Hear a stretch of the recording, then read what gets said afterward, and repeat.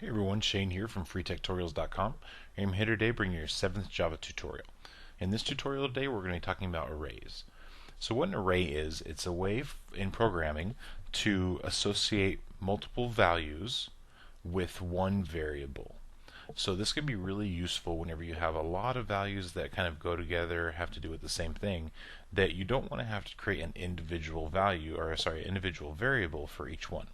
So traditionally, this is kind of the way we've done things in the past, as you can see on my screen here, is we're going to keep going with the same scenario, kind of the test-taking scenario that we've gone through in other tutorials. So what we've got here is we've got 4 names listed, and these are the people who've already completed our test. So what I've done here is I've stored each one of their names in a variable called test taker, and they're just numbered 1 through 4. So sure, this looks pretty good, not too complicated. Down here we've just got the lines where it prints out each of those names one after the other. So this isn't so bad because we've only got 4 people who have taken our test so far. But what happens whenever we get to the point where there's 100 or 200 or 1,000 for that matter that have taken our test? Well, as you can imagine, creating 1,000 variables, one for each of those names, is going to get really long, and it's going to be really hard to keep things organized when you get to that level. So what you can do, instead of creating an individual variable for each one of those, we can create an array and put all of those names, all the names of our test taker, into one array. And then we can access each of those names kind of one by one if we need to. So let's go ahead and take a look and see how to do that. So first thing I'll do here is I'm just going to erase this code I have here. And we're going to go ahead and create an array. So the first thing we have to do to create an array is we have to tell Java what type of information we want to store in that array. So since we're doing names here, we know that that's type string. Now the next thing we have to do here is we have to put an open and closing bracket right after the data type. So what that does is it tells Java, it says, hey, I'm about to create an array, so make sure you're prepared for all of the information I'm going to give you. Then we go ahead and give it a name. So we're going to name our array test takers. And now we go ahead and assign values to this array. So with arrays, since you're doing multiple values, you're not just doing one, you're going to go ahead and use an open and closing curly brace. And inside that curly brace is where we're going to put all of our values. So we're going to go ahead and type out all of our names. Remember, anytime you're working with strings inside Java, you always want to use those double quotes. And then you just want to separate each of your values with a comma. So do Shane, Jana, Chris,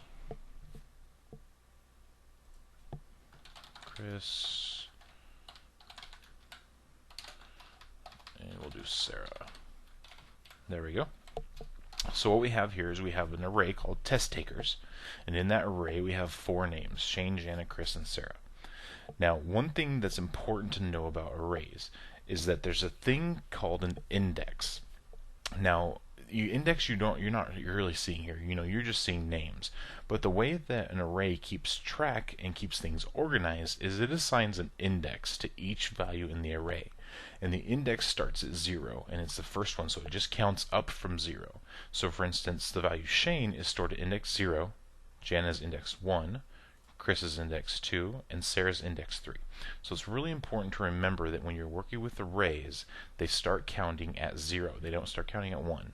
So it's important to remember that because in the future, if you're having some trouble with an array or trying to get a value out of an array, you're going to need to know those indexes. And if you don't remember it counts at 0, you're never going to be able to get that first index. So it's really important just to remember index 0, index 1, index 2, and index 3. And that's how we're going to pull individual pieces of information out of our array. So let's go ahead and do that now. What we're going to do is we're going to go ahead and print out some of the names from our array on our screen. So we'll go to system.out.println. And remember, we want to use the println function right here instead of just print, because that's going to go ahead and move to the next line after it prints this line out, and it helps keep things separate for us and doesn't smush it all together. So to tell it which name we want to print out, we're going to go ahead and write the name of our array, and then we're going to do open and closing brackets here, and inside those opening closing brackets is where we're going to stick our index. So remember, like I said, each one of these has that index number assigned to it, and based on that number we put in here, that's the value that it's going to apply to this and print out for us. So let's go ahead and say, let's print out Chris. So with this, Shane is index 0, Jana's index 1, so we know Chris is index 2. So if we go ahead and put the index 2 in here, what this should do is it should print out the name Chris in our output. So let's test that here. And there we go, it does do that. So let's just test it with another one, make sure it's working. We'll do index 0 to print out Shane. Test that real quick. Alright, it looks pretty good. So that's how you store values into an array, and that's how you print out or choose a single value to print out from that array. And we'll talk about in the future, as we get a little more in depth, easy ways to print out all the values of an array, but we won't go into that right now. Now, one thing I will tell you is this right here is not the only way to assign values to an array.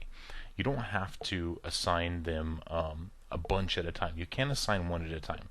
So what we can do here, say for example, all of a sudden we thought that Jana had taken our test, but say we found out that it wasn't Jana that had taken our test, it was James.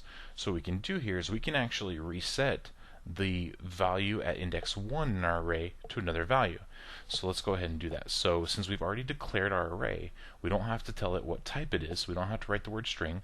We're just going to write the name of our array. We're going to put in what index we're dealing with right now, which we know Jana's index 1.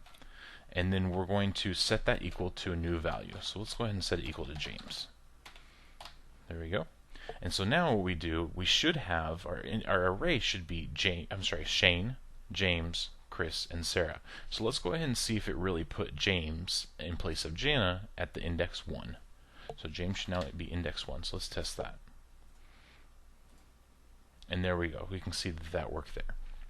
So this is kind of cool here because, say for instance, for some reason we didn't want to do this all on one line. We wanted to keep it a little bit separate, and we kind of like the way that looks. So let's go ahead and get rid of this, and let's redo our whole array. What we can do is kind of do the same thing here. However, we just do it index by index. Now we still have to what's called declare our array. So we still have to create our array, and we have to tell Java what type of array it is. So we still need to do this part right here. String, open closing bracket, and do this part.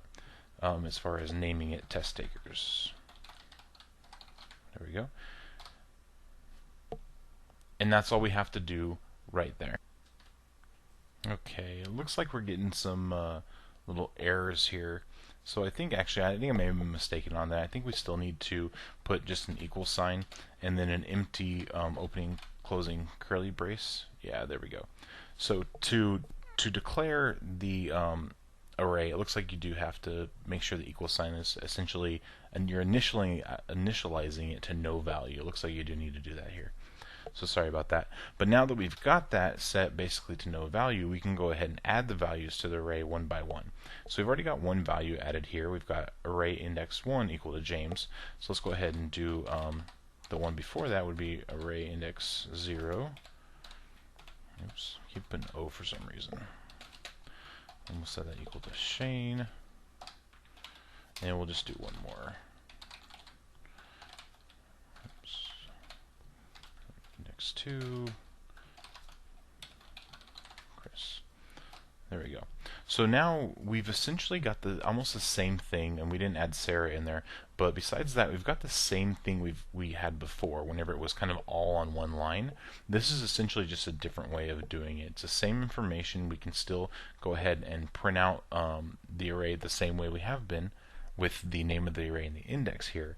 But this is just a different way of declaring and initializing or setting those values to that array. So it really doesn't matter which way you do it. It's kind of really a personal preference one way or the other.